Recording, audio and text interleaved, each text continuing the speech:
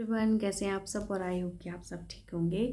आज हम करने वाले हैं हमारी हिस्ट्री का पहला चैप्टर। ठीक है, पहले ही बता दें हम किस लिए तैयारी कर रहे हैं। ये स्पेशली एमपी सेट के लिए है। ठीक है, एमपी सेट, लेकिन ना केवल ये एमपी सेट बल्कि टीजीटी पीजीटी सारे एग्ज़ाम्स के लिए ये क्लास जो है वैलिड होगी, है ना। साथ ही आप यूजीसी नेट के लिए भी हिस्ट्री के ये ऑप्शन रख सकते हैं। ठीक है, क्योंकि हम सारे के सारे पॉइंट जो है इम्पोर्टेंट पॉइंट हम कवर करेंगे, है ना। तो ना केवल ये एमपी सेट बल्कि हर एग्ज़ाम में जो सेट एग्ज़ाम होता है और जो असिस्टेंट प्रोफेसर एग्ज़ाम होते हैं उसके लिए भी ये काफ़ी इम्पोर्टेंट क्लास होगी, है ना। ऐसा मेरा ट्राई रहेगा। ठीक है, ओके। हम स्टार्ट करते हैं आज पहले चैप्टर से, जो कि हम नॉर्मल कड़ी से करने वाले हैं। जैसे कि भारत का विकास किस प्रकार से हुआ, भारत में धीरे धीरे मानवों का विकास कैसे हुआ, ठीक है, वो कैसे अस्तित्व में आए, कैसी उनकी प्रजाति रही। इसके बाद हम पाषाण काल को पढ़ेंगे, धीरे धीरे अंत तक यहाँ पर मॉडर्न हिस्ट्री तक जाएंगे। ठीक है, अभी हमने एमपी सेट को टारगेट करके ये क्लास स्टार्ट की है। कुल मिला के हम मानते हैं हमारे पास बस अभी 3 महीने हैं, या 3 महीने भी नहीं है। ठीक है, तो उस हिसाब से अभी हमारे साथ हमारे द्वारा जितना भी प्रयास किया जा रहा है हम वो करेंगे। ठीक है, 3 महीने में हम जैसे जैसे कवर करेंगे, चाहे वो हम ऑब्जेक्टिव के थ्रू करें, है ना, पीवाईक्यू भी करेंगे हम इसके। और इसी के साथ हम क्या करेंगे, जो डिस्क्राइब करना पड़ेगा या फिर जो टॉपिक बहुत ज़्यादा टफ होगा हम उसको एक्सप्लेन करेंगे। ओके, और हो सके तो मैं इसकी टेस्ट सीरीज़ भी लागू कर दूंगी या फिर कोर्स भी बना दूंगी यदि आवश्यकता की मांग होगी तो। ठीक है, अभी बट हम यहीं से स्टार्ट करते हैं।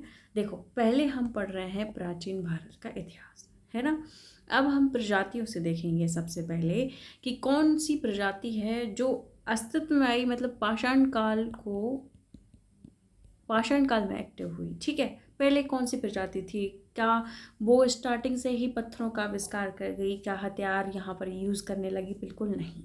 पहले एक प्रकार से मानव एकदम जानवरों जैसा था, मतलब रामाफिथेकस कहते हैं उसे। ठीक है, मानव ऐसा हम बोल सकते हैं 2 लाख अरब जो वर्ष है, या 25 लाख अरब वर्ष पहले मानव जो है, मानव प्रजाति बिल्कुल जानवरों की जैसी थी।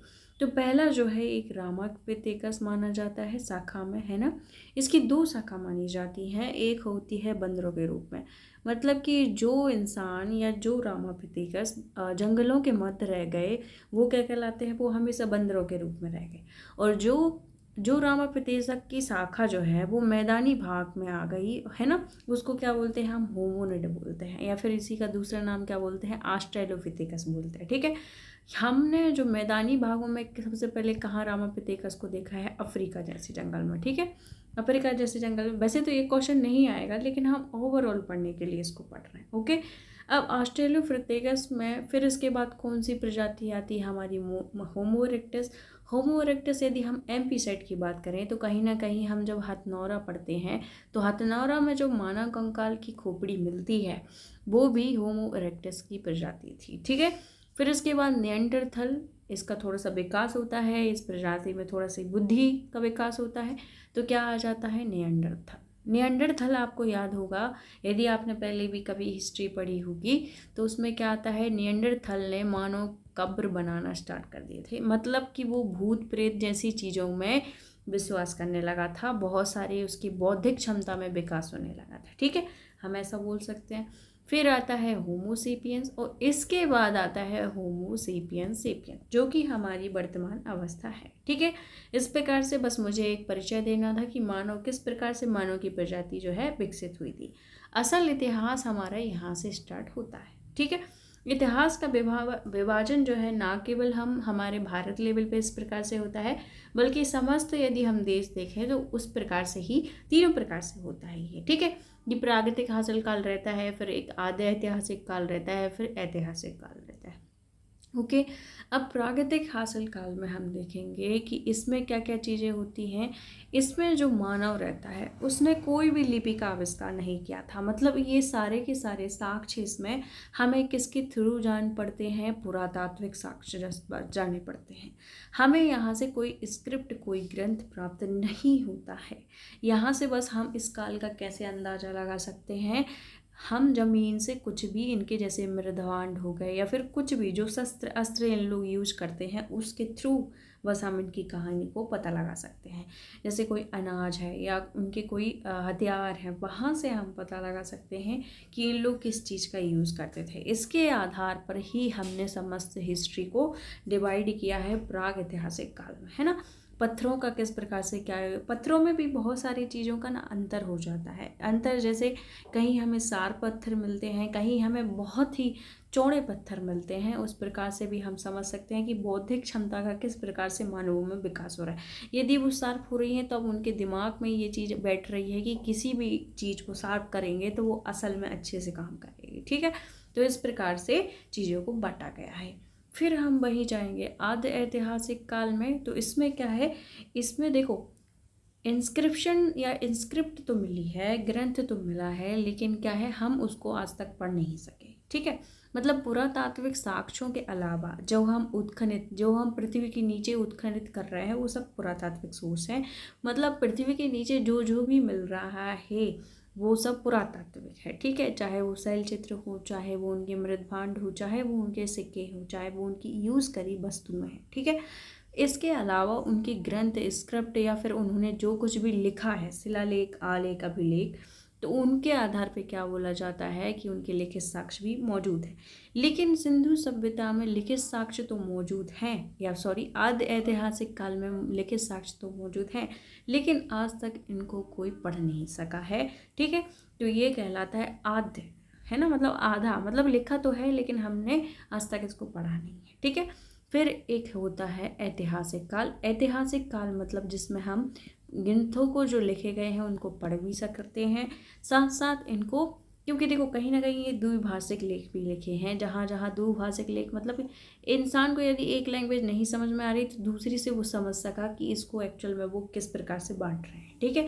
तो मतलब कि यहाँ पर लेख भी जो है उपस्थित है और साथ साथ पुरातात्विक स्रोत भी लिखे गए। मतलब जो लिखा है वहाँ से फिर वो खोजा गया है और वो उसको सही भी माना गया है, उस आधार पर इतिहास की गणना हुई, ठीक है।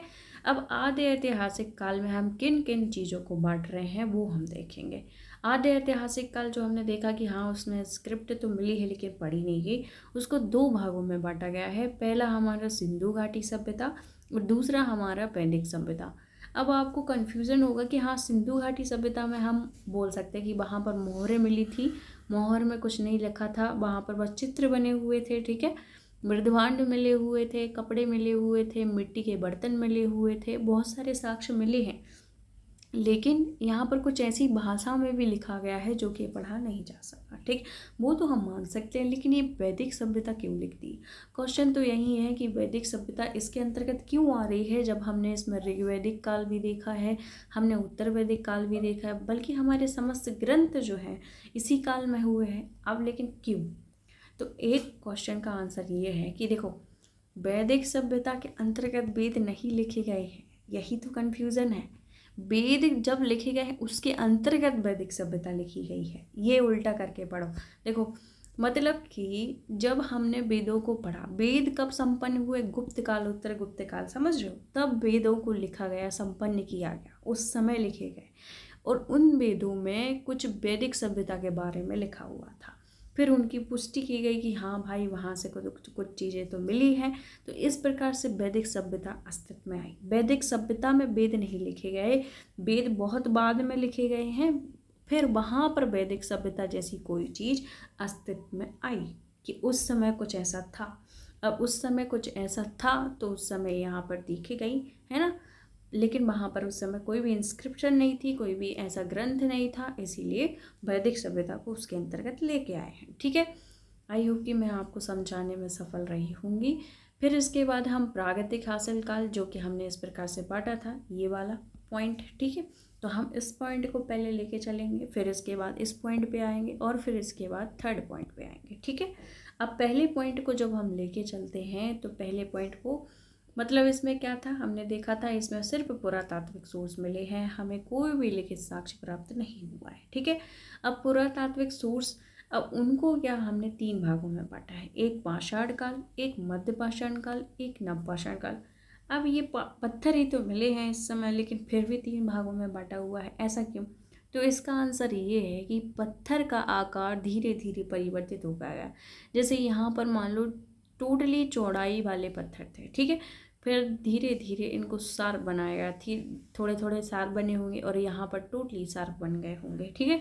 फिर यहाँ पर खाद्य संग्राहक था, खाद्य संग्राहक था, यहाँ के खाद्य उत्पादक हो गया। यहाँ पे बस घूम रहा था फिर रहा था, यहाँ पे भी घूम रहा था फिर रहा था, फिर यहाँ पर वो स्थायी रूप से रहने लगा। ऐसे कुछ चेंजेस पत्थरों के आकार में, मृद भांडों के आकार में लेकर उनको यहाँ से तुलनात्मक रूप से अलग अलग भागों में बांटा है, ठीक है। अब एक और चीज़ बता दूँ, पाषाण काल और नव पाषाण काल इनकी खोज पहले हुई, मध्य पाषाण काल की खोज सबसे बाद में हुई। अब ऐसा क्यों? क्योंकि मध्य का पाषाण काल चीज़ें अस्तित्व में ही नहीं थी, हमें बस एक प्रकार के पत्थर मिले और फिर बीच में सांप मिले। लेकिन कहीं ना कहीं ये देखा गया है कि इन दोनों का मिलन स्थल भी यहाँ पर, मतलब ऐसे पत्थर भी मिले जो ना नवपाषाण काल के थे ना ही पाषाण काल के थे, कुछ सिमिलरिटी थी मध्य पाषाण काल जैसी। तो यहाँ पर मध्य पाषाण काल में उसको बांटा गया है ना, ये सबसे बाद में खोजा गया है, ठीक है। अब पाषाण काल में भी 3 भागों में बांटा गया है, पुरा पाषाण काल, मध्य पाषाण काल और उच्च पुरा पाषाण काल, ठीक है। हम इनके बारे में जानकारी अच्छे से जुटाएंगे कि इनमें क्या चेंजेस हुए। यहाँ से हम चित्रकला जैसी शैली का विकास हो जाता है, फिर मध्य पाषाण काल में बहुत अच्छे से विकसित हो जाती है। बहुत से चेंजेस हैं, इसी वजह से पत्थरों को भी 3 भागों में बांटा है, मतलब पाषाण काल को भी 3 भागों में, पुरा पाषाण, मध्य पाषाण और उच्च पाषाण, ठीक है। फिर इसके बाद मध्य पाषाण काल आता है और नव पाषाण काल आता है। पाषाण काल की बात करें तो 25 लाख से 10,000 BCE। हाँ, अब भाई कुछ लोग ऐसा मत बोलना कि BCE उनको समझ में नहीं आ रहा है। हम पहले BC पढ़ते थे, BC मतलब बिफोर क्राइस्ट, ठीक है। लेकिन बहुत देशों के लोगों ने क्या बोला कि हम क्राइस्ट को क्यों माने, हम ईसा मसीह को क्यों माने और हम यही क्यों माने। तो लोगों ने फिर इसको बिफोर कॉमन एरा कर दिया, मतलब कि बिफोर क्राइस्ट नहीं होगा अब, मतलब बिफोर कॉमन एरा मतलब सामान्य समय से पहले, है ना। और आफ्टर एरा या एनो डोमिनी करते थे पहले, अब उसको क्या बोलती है, CE, मतलब कि कॉमन एरा, ठीक है। मतलब समय के पहले उसको बोलते हैं अब BCE और समय के बाद अब उसको बोलते हैं CE, मतलब कॉमन एरा। उसी को हम BC बोलते थे पहले, इसी को हम AD बोलते हैं, ठीक है। आई होप कि आप समझ पा रहे होंगे। और हाँ, यदि बहुत सारे लोगों को कन्फ्यूज़न है तो एक चीज़ और मैं बांट दूँ, जब यहाँ से इस प्रकार से बांटते हैं हम, देखो पहले जब तक यहाँ पर नहीं आ जाते समय उल्टा चलता है, मतलब 2300, फिर यहाँ पर 2200, फिर यहाँ पर 2100 और फिर यहाँ पर ईसा मसीह का जन्म माना जाता है। फिर इसके बाद फिर 1, फिर 2, फिर 3, तीसरी शताब्दी, चौथी शताब्दी, इस प्रकार से चलता है, ठीक है। ओके, आई होप कि आपको समझ में आ रहा होगा, है ना। यहाँ पर हमने बांट लिया था। अब हम देखेंगे कि कैसे लोगों ने खोज की, किस प्रकार से उन्होंने नाम दिए। पहली जो खोज या पहला जो इंसान माना जाता है वो डेनमार्क के विद्वान किनको माना जाता है, CJ थॉमसन, ठीक है। हम ये लेक्चर पढ़ने के बाद ऑब्जेक्टिव भी करेंगे और आपको ये प्रूफ दिखाएंगे कि यहाँ से क्वेश्चन बनते हैं, ठीक है। अब CJ थॉमसन नामक व्यक्ति ने कोपेनहेगन संग्रहालय की सामग्री के आधार पर, मतलब उसने देखा कि एक स्थान पर 3 से 4 प्रकार के पत्थर पड़े हुए, उसने देखा वहाँ पर पत्थर भी पड़े थे, वहाँ पर कांस्य भी पड़े थे, वहाँ लोहे की चीज़ें भी पड़ी थी।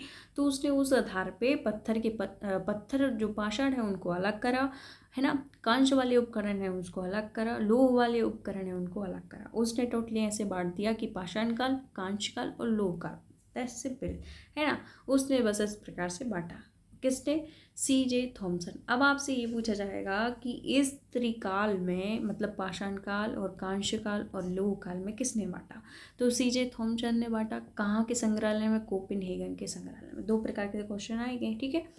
इसके बाद एक जॉन लुबाक रहते हैं 1865 में, इनकी पुस्तक है ये, एक प्री हिस्टोरिकल टाइम्स, ठीक है। तो कभी कभी बुक का भी पूछा जाता है, तो आप याद रखना कि प्री हिस्टोरिक टाइम, ठीक है। उसमें पाषाण काल को पुरा पाषाण काल और नव पाषाण काल में बदला। देखो मैंने आपसे बोला था कि मध्य पाषाण काल बाद में आया है, ठीक है।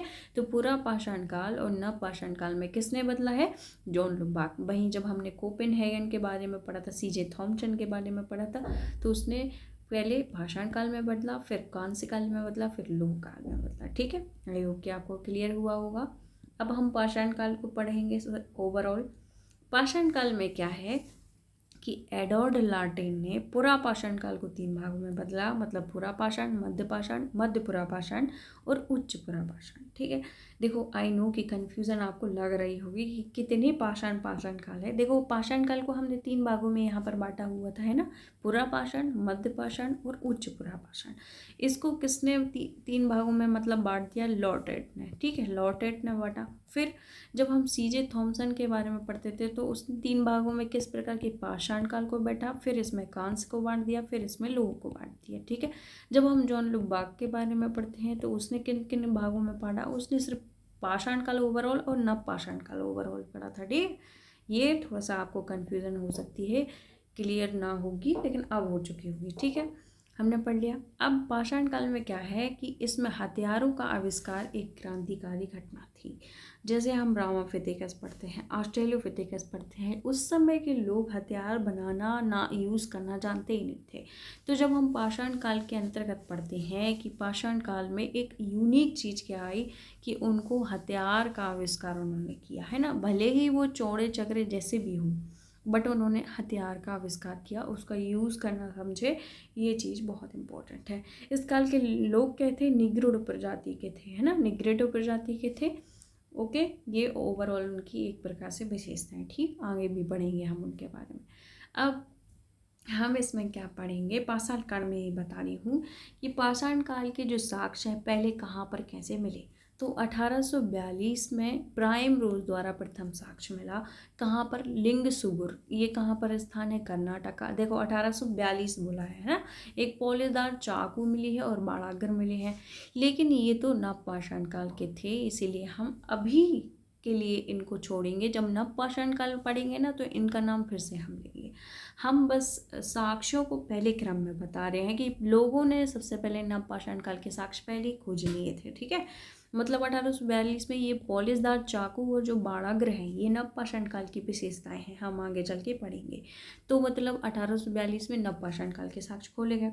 फिर 1863 में बहुत इंपॉर्टेंट है नव पाषाण, जो पुरा पाषाण काल हम अभी पढ़ रहे हैं उसके साक्ष्य को मिलते हैं। ठीक है, मतलब रॉबर्ट ब्रूसफुट ने, इंग्लैंड के जो भूवैज्ञानिक थे, 1863 में मद्रास के पल्लवरम में, कौन सा स्थान है ये? पल्लवरम पूछा जाता है, साथ में ये डेट पूछी जाती है और फिर नाम पूछा जाता है। तो किसने खोजे? रॉबर्ट ब्रूसफुट ने। कौन था ये? इंग्लैंड के भूवैज्ञानिक थे। और 1863 में मद्रास के पल्लवरम में एक हैंड एक्स, मतलब हस्त कुठार, जिसे हम कुल्हाड़ी टाइप का भी समझ सकते हैं, उसको उसने खोजा था। यही हमारे पाषाण काल की यहाँ से स्टार्टिंग मानी जाती है कि यहाँ लोगों ने कुछ बनाना सीखा था। ठीक है, ये निम्न पुरा पाषाण काल के औजार हैं। कौन सा है ये? हस्त कुठार। ठीक है, मतलब कि पाषाण में जो हथियारों का आविष्कार हुआ है इसमें हैंड एक्स पहले आता है। ठीक है, फिर रॉबर्ट ब्रूसफुट ने बहुत सारे हथियार खोजे थे, 78 वर्गों में बांटे हैं अपने औजारों को, है ना। ये तो एक फैक्ट हो गया, बाकी आप ओवरऑल देख लेना कि बस उनका नाम पूछा जाता है, लेकिन मैंने सामान्य जानकारी भी दे दिया कि उसने जितने भी औजारों को खोजा था उसने 78 भागों में डिवाइड किया। मतलब छोटे छोटे होंगे, फिर मीडियम साइज़ के होंगे, फिर और विशाल होंगे, फिर कुछ और विशेषता होगी, समझ रहे हो। 1863 में ही रॉबर्ट ब्रूसफुट के साथ एक और शख्स थे जो थे डब्ल्यू किंग और रॉबर्ट ब्रूसफुट ने मद्रास के निकट, देखो पल्लवरम बस किसने खोजा? रॉबर्ट ब्रूसफुट ने, लेकिन डब्ल्यू किंग और रॉबर्ट ब्रूसफुट ने मद्रास के निकट अदिरंपकम, पल्लवरम और मद्रास के समीप बदमदुरै जो है उन साथ ही उनके कई उपकरण प्राप्त किए। मतलब ये 3 स्थान भी हैं जहाँ से हैंड एक्स हमें मिली, जहाँ से हस्त कुठार हमें मिली, है ना। इसी प्रकार से देखो रॉबर्ट ब्रूसफुट ने सबसे पहले खोजा था। उस आधार पर रॉबर्ट ब्रूसफुट को क्या बोला जाता है? भारतीय प्रागैतिहासिक काल पुरातत्व का पिता कहा जाता है। ठीक है, कैसे कहा जाता है? रॉबर्ट ब्रूसफुट को। आई होप कि आपको ये समझ में आ रहा होगा, मैं आपको ये माइंड मैप बना पा रही हूँ कि कुछ लोगों को ना ये टॉपिक बहुत ही कठिन लगता है। ठीक है, तो हम देखो अभी हमने क्या क्या पढ़ा? पाषाण काल में 3 भागों में हमने डिवाइड किया, पाषाण काल, नवपाषाण काल, पुरा पाषाण काल। ठीक, पाषाण काल, मध्य पाषाण काल और उच्च पाषाण काल। ठीक है, अब ये जो पाषाण काल था ये भी 3 भागों में डिवाइड था, पुरापाषाण काल, मध्य पुरापाषाण काल और नव पुरापाषाण काल, या इसी को बोलते हैं उच्च पुरापाषाण काल। ठीक है, तो हम अभी ये वाला बस पढ़ रहे हैं, समझ में आई बात। फिर हम यहाँ पर पढ़ेंगे, फिर हम यहाँ पर पढ़ेंगे, फिर यहाँ, फिर यहाँ, समझ गए। अब आपको समझ में आया होगा, आई होप। ठीक है, ना भी आए तो फिर से बताना, हम ओवरऑल फिर से पढ़ेंगे। ठीक है, अब हम पाषाण काल की ही व्यवस्था जो विशेषता है वो देख रहे हैं। मतलब इस समय लोग क्या थे, खाना बदोश थे। कुल मिला के कहीं से भी खाना मिल जाता है, पत्तियाँ, घास घूस कुछ भी खा लेते थे। ठीक है, उपभोक्ता थे, मतलब खाद्य संग्राहक थे। कुल मिला के जो मिला उसको ले आए और खा लिया। ठीक है, उत्पादक नहीं थे, ये खुद उत्पादक नहीं थे, मतलब ये कृषि नहीं करते थे, आखेट पर निर्भर होते थे, यहाँ जा रहे वहाँ जा रहे, शिकार कर रहे हैं। ठीक है, अस्थायी जीवन था, मतलब स्थायी रूप से नहीं जी रहे थे। ना पशुपालन हो रहा था, ना कृषि हो रही थी, तो कहाँ से स्थायीपन आ जाएगा। ठीक है, महाराष्ट्र के बोरी नामक स्थान पर 14 वर्ष पहले के साक्ष्य प्राप्त होते हैं। 14 वर्ष लाख, ठीक है, 14 लाख वर्ष पहले, यहाँ पे लाख लिख लेना वरना ऐसे लग रहा है कि अभी बस खोजे। ठीक है, 14 लाख वर्ष पहले के साक्ष्य प्राप्त हुए हैं। यह निम्न पुरापाषाण काल की प्राचीनतम तिथि मानी जाती है। ठीक है, बहुत इंपॉर्टेंट है। हाँ, अब हम निम्न पुरापाषाण काल पढ़ रहे हैं, मतलब अभी हमने क्या पढ़ा है, पाषाण काल की व्यवस्था देख ली। ये देखो 3 भागों में हमने बांटा था। ठीक है, 3 भागों में बांटा था हमने, प्रागैतिहासिक काल को, पाषाण काल, मध्य पाषाण काल और नवपाषाण काल। अभी हम इसके बारे में ओवरऑल देख रहे थे कि क्या क्या चीज़ें मिली हैं, क्या किस प्रकार से। फिर अब इसके बारे में देख रहे हैं, इसको पुरापाषाण काल, इसका अन्य नाम क्या है, निम्न पुरापाषाण काल। ठीक है, पुरापाषाण बोलो या निम्न पुरापाषाण काल, दोनों एक ही नाम है। अब हम इसके बारे में कर रहे हैं। ठीक है, फिर इसको करेंगे, सेकंड इसको करेंगे, थर्ड इसको करेंगे, फोर्थ हम मध्य पाषाण काल पे चले जाएंगे जब हम इसको ओवरऑल कंप्लीट कर लेंगे। फिर नवपाषाण काल पे, फिर हमारा खत्म हो जाएगा। ठीक है, फिर आद्य ऐतिहासिक काल में हम आ जाएंगे। मैं आपको ये बताना चाह रही हूँ। अब निम्न पुरापाषाण या उसी का क्या नाम है, पूर्व पुरापाषाण, है ना। अब इसको 2 भागों में बांटते हैं। देखो बांटा तो नहीं है, लेकिन हम 2 प्रकार के साक्ष्य मिले हैं, 2 प्रकार के औजार मिले हैं, इस प्रकार से उस संस्कृतियों को अलग अलग नाम दिए जाते हैं। इसी को क्या बोलते हैं, पेबुल संस्कृति बोलते हैं, सोहन संस्कृति बोलते हैं, चौपर चौपिंग संस्कृति बोलते हैं, या फिर चौपर चौपिंग पेबुल संस्कृति कहते हैं। ठीक है, और दूसरे भाग में एसुलियन संस्कृति कहते हैं, या मद्रास उद्योग का कहते हैं, या मद्रास संस्कृति कहा जाता है, हस्त कुठार संस्कृति कहा जाता है। अब इनको क्यों कहा जाता है, सिर्फ औजारों के आधार पर इनके नाम रख दिए। मतलब निम्न पुरापाषाण में किस किस प्रकार के औजार मिले हैं उसी प्रकार की संस्कृति का नाम रख दिया। ठीक है, चौपर चौपिंग कुछ नहीं है, एक औजार है भैया। इसका जो हिंदी है ये खंडक और गंडासा है, बस, है ना। तो देखो पेबुल पहले हम पढ़ेंगे। पेबुल यहाँ पर लिखा है, पेबुल मतलब होता क्या है, पेबल या फिर पेबुल, जो आपकी पुस्तक में जो भी लिखा हो। ठीक है, पेबल। अब इसका मतलब होता क्या है, पेबल का नामकरण सबसे पहले किसने किया है, मोवियस ने, है ना। ये भी ध्यान रखना, क्योंकि कभी ना कभी पूछा जाता है कि किसने नामकरण किया है, बाय डिफ़ॉल्ट पूछा ही जाता है कभी ना कभी। तो आप इसको याद रख लो कि मोवियस नामक इस इंसान ने पेबुल का नामकरण किया है। चौपर चौपिंग संस्कृति का किसने नामकरण किया है, तो मोवियस ने। अब पेबुल होता क्या है, सबसे पहले हम पेबुल के बारे में पढ़ेंगे। इसमें क्या लिखा है, नदी के साथ बहने वाले अपसारी चट्टान। मतलब हमने आपने नॉर्मल देखा होगा, कुछ पत्थर रहते हैं जो नदी के साथ हमेशा बहते हैं। ठीक है, बह बह के उनका एक आकार बन जाता है ना। जब मान लो कोई चट्टान से नदी बार बार टकरा रही है, उसकी धाराएं टकरा रही हैं, तो चट्टान के कुछ भाग टूट ही जाते हैं। तो जो नदी के साथ बह जाते हैं उनको कहते हैं पेबुल। ठीक है, पेबुल कहते हैं।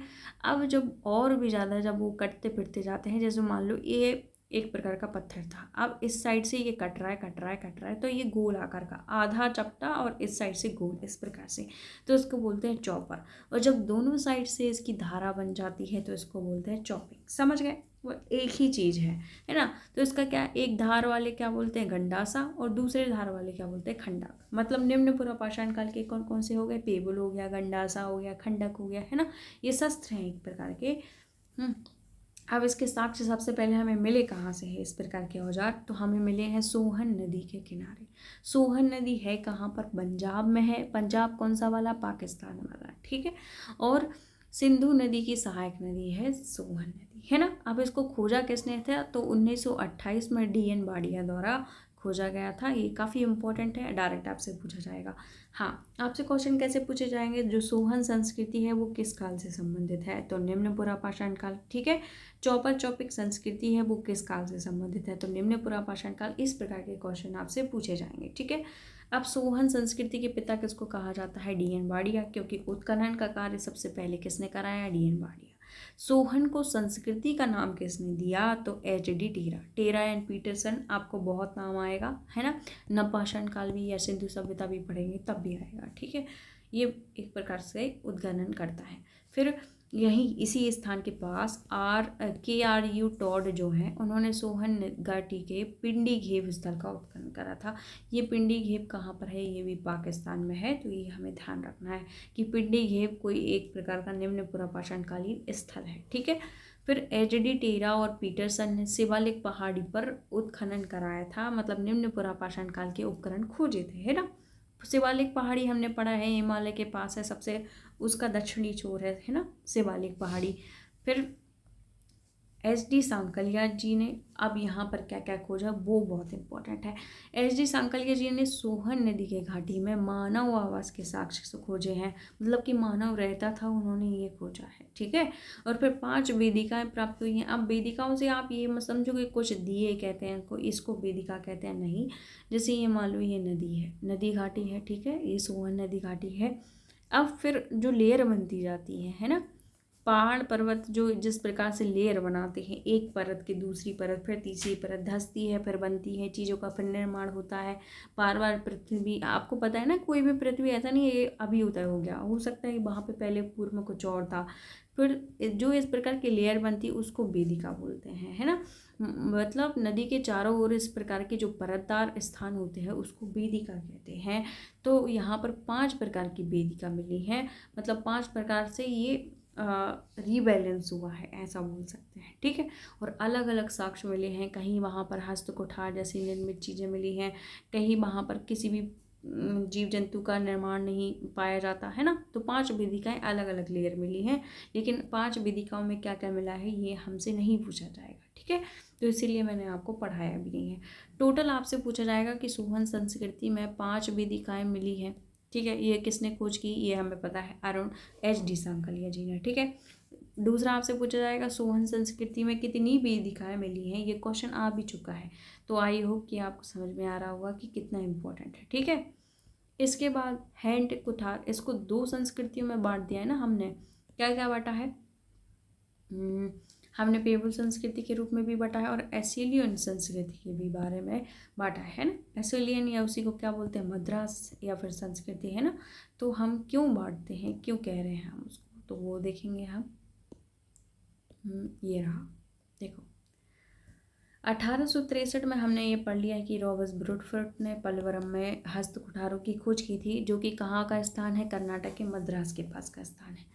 फिर रॉबर्ट ब्रूडफोर्ड ने 1863 में ही डब्ल्यू किंग के साथ मिलकर अतिरंपिकम जैसे मद्रास वाला क्षेत्र खोजा था, मदुरै जैसा क्षेत्र खोला था, वहाँ पर भी हस्त कुठार खोजे थे। ठीक है, फिर मद्रासी संस्कृति भी कहा जाता है, क्योंकि सारे के सारे जितने भी साक्ष्य हैं अधिकतर कहाँ पर मिले हैं, मद्रास में। ठीक है, हैंडेक्स कहाँ पर अधिकतर मिली है, मद्रास में, जिस कारण से इसको मद्रास उद्योग या फिर मद्रासी संस्कृति कहते हैं, है ना।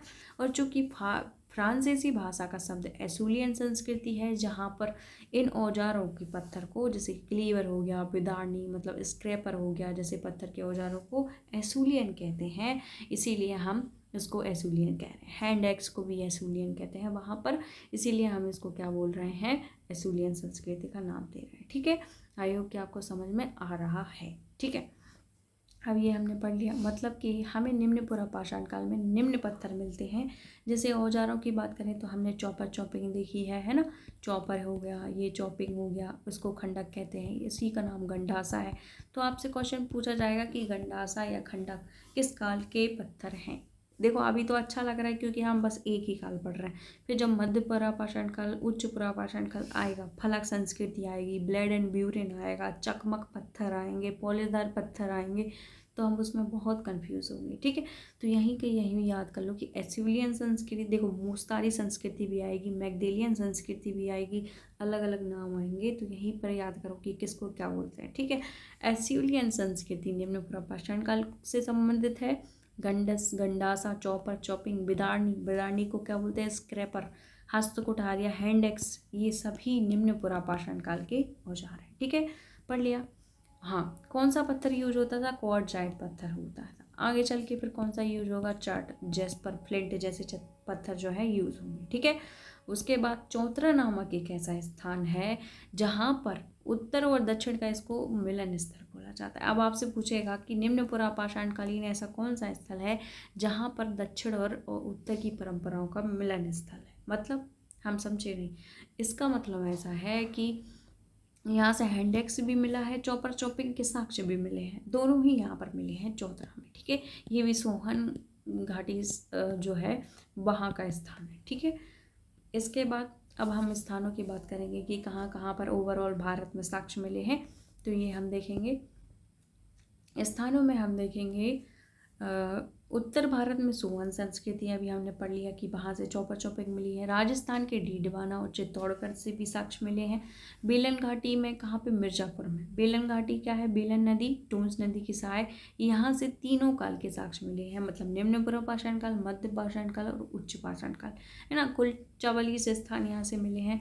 फिर हथनोरा की बात करेंगे, वो भी कहाँ से संबंधित है, हमारे निम्न पुरापाषाण काल से। हथनोरा बहुत इंपॉर्टेंट स्थान है, कहाँ पर है, हमारे मध्य प्रदेश के सीहोर जिले में, है ना। आपको अभी मैं करंट में MP PSC का पेपर फर्स्ट पढ़ा रही हूँ, है ना, मतलब FSO के लिए पढ़ा रही हूँ, डेंटल सर्जन के लिए पढ़ा रही हूँ, असिस्टेंट प्रोफेसर के लिए पढ़ा रही हूँ। वहाँ पर जो सीहोर नामक स्थान है, वहाँ से हथनोरा नामक जो स्थान है, सीहोर के हथनोरा से, वहाँ 1982 में किसको, अरुण सोनकिया जी को मानव कंकाल की खोपड़ी मिली है, मानव खोपड़ी, है ना, जो कि किस प्रजाति की है, होमो इरेक्टस प्रजाति की है ना। प्राग ऐतिहासिक काल से संबंधित है, निम्न पुरापाषाण काल से संबंधित है, और नर्मदा नदी कुछ क्षेत्र इसके अंतर्गत आता है, इसीलिए इस खोपड़ी को क्या बोला गया है, मानव, नर्मदा मानव बोला गया है, ठीक है। नर्मदेकस या नर्मदा मानव इसको कहा गया है, ठीक है। इसके साथ साथ यहाँ पर हाथी दांत भी पाए गए हैं, है ना, हाथी दांत भी पाए गए हैं, तो ये चीज़ें थोड़ी सी कुछ याद रखनी। सिहावल, सीधी सिहावल से भी निम्न पाषाण काल के साक्ष्य मिले हैं, ये क्वेश्चन आ जाए तो आपसे बनना चाहिए, ठीक है। फिर बंगाल और बिहार से भी कुछ साक्ष्य मिले हैं। अब उत्तरी भारत की बात हम कर ली, तो हम दक्षिणी भारत की भी करेंगे। देखो, एक कोटल्यार नदी है, कोटल्यार नदी, वहाँ से भी हस्त कुठार जैसे साक्ष्य मिले हैं। कहाँ पर है ये नदी, ये हमारे तमिलनाडु में है। तमिलनाडु में और क्या क्या है, पल्लवरम हमने देख लिया, रावसबुरुटफुर ने 1863 में पल्लवरम में खोज की थी। अतिरम्पिकम डब्लू किंग और रावसबुरुटफुर ने खोज की थी। बदमदुरे, यहाँ पे भी डब्लू किंग और जो हम कह सकते हैं ब्रुटफुर्स ने यहाँ पर खोज किए थे। फिर मानजान कैरुई, ये भी स्थान कहाँ पर है, तमिलनाडु में। कहाँ से, किससे संबंधित है, निम्न पुरापाषाण काल से, ठीक है। आंध्र प्रदेश के कर्नूल, नागार्जुनकोंडा, गिदलूर जैसे स्थानों से भी ये साक्ष्य मिले हैं। कर्नाटक में ईसामपुर से बहुत इंपॉर्टेंट साक्ष्य मिला है, और वो क्या है, यहाँ पर औजार बनाने के कारखाना हमें मिला है, औजार बनाने का केंद्र मिला है, ठीक है, औजार बनाने का उद्योग मिला है। अब हमने ऐसी पुष्टि कैसे कर ली कि यहाँ पे जो है केंद्र ही है। देखो, ओवरऑल जब हम देखते हैं कोई भी उद्योग है, ठीक है, उद्योग है, तो वहाँ से टूटी हुई चीज़ें हमें यहाँ पे मिली हुई हैं, जैसे औजार है, औजार के कटे फटे जो अपशीष हैं उनका ढेर मिला हुआ है, तो इससे ये अनुमान लगाया गया कि यहाँ पर कोई एक प्रकार की औजार बनाने की फैक्ट्री होगी, ठीक है। तो कर्नाटक का क्या है, ईसामपुर जो है औजार बनाने का केंद्र है। ये जो स्थान है वो काफ़ी महत्वपूर्ण है। मध्य पाषाणकालीन, उच्च पुरापाषाणकालीन, मध्य और नव पाषाणकाल इर्द गिर्द ही रहते हैं, इन क्षेत्रों के इर्द गिर्द ही रहते हैं। कुछ चीज़ें बस थोड़ी सी बदलेंगी, बाकी यही जो स्थान है वो इम्पोर्टेंट होंगे, है ना, और जो कि हम आगे पढ़ेंगे भी। अब एक और इम्पोर्टेंट पॉइंट है जो कि मुझे आपको बताना है, शायद मैंने लिखा था, मुझे बहुत अच्छे से याद है, लेकिन यहाँ पर जो है मिल नहीं रहा। यह शॉर्ट में लिखा हुआ है, ज़्यादा डीप तो नहीं मिला। देखो, निम्न पुरापाषाण के स्थल जो है कहाँ से नहीं मिले, तो दो ना स्थान हैं जहाँ से निम्न पुरापाषाण काल के स्थान नहीं पाए गए। कहाँ? एक केरल हो गया और एक सिंध हो गया, यहाँ से कोई भी औजार नहीं मिलते। ठीक है, अब ऐसा क्यों है, क्यों यहाँ से औजार नहीं मिलते? तो ये जो काल है वो प्लीस्टोसीन के युग का है। प्लीस्टोसीन मतलब क्या होता है? एक हिमयुग। हिमयुग मतलब कि बर्फ़ की चादर से घिरी हुई क्षेत्र। तो बर्फ़ की चादर से जहाँ पर घिरे हुए क्षेत्र हैं, ऑफकोर्स वहाँ पर लोग नहीं होंगे। ऐसे ही जगह पर जाएंगे जहाँ का स्थान जो है गर्म हो। ठीक है, यहाँ पर हमें नदियाँ प्राप्त हों, जहाँ पर लोग बस सकें, जहाँ पर ठंड कम हो, गर्म हो, है ना। किसी भी नदी का बहना होता है कि वहाँ पर ताज़ा पानी मिल रहा है। ठीक है, तो ऐसा भी है, आप ये ना सोचो कि नदियाँ तो और ठंडी रहती है, नहीं।